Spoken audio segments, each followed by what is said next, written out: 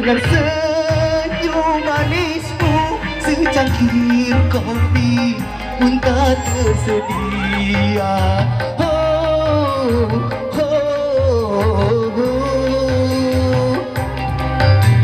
Yang mana yang takkan mereng setiap pulang kerja engkau tiada, yang kan menyambutku dengan